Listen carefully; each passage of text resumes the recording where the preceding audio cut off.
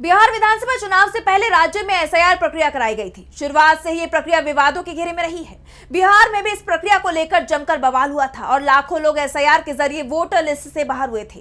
वहीं अब बिहार में इस प्रक्रिया को लेकर एक बार फिर बवाल मच गया है, क्योंकि लिस्ट से बाहर हुए लोगों पर सरकार बड़ा एक्शन लेने की तैयारी में है।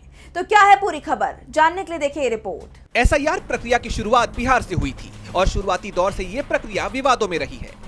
चुनाव आयोग और बीजेपी की तरफ से इसे राज्य से घुसपैठियों को बाहर करने की प्रक्रिया करार दिया जा रहा था। वहीं विपक्ष की तरफ से चुनाव जीतने के लिए इसे एक साजिश बताया जा रहा था।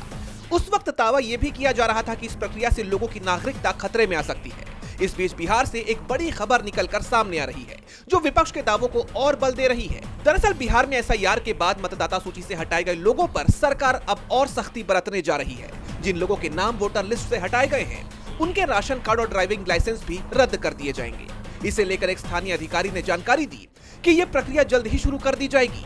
सरकार की तरफ से इस फैसले को सीमांचल में घुसपैठ पर रोक लगाना बताया जा रहा है। आपको याद होगा कि एसआईआर के जरिए बिहार में 65 लाख वोटर वोटिंग लिस्ट से बाहर कर दिए गए थे, जिसमें सीमांचल से ही करीब 5 लाख से ज्यादा लिस्ट से हटा दिए गए थे। माना जा रहा है कि सरकार की सख्ती के बाद बिहार में बड़ी संख्या में लोगों का जीवन प्रभावित होगा। लोगों को सरकारी योजनाओं का लाभ नहीं मिल पाएगा।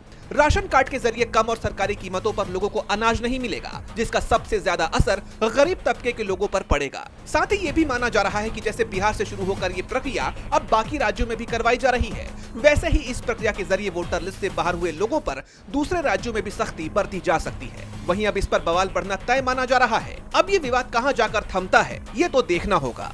डीबी लाइव की रिपोर्ट।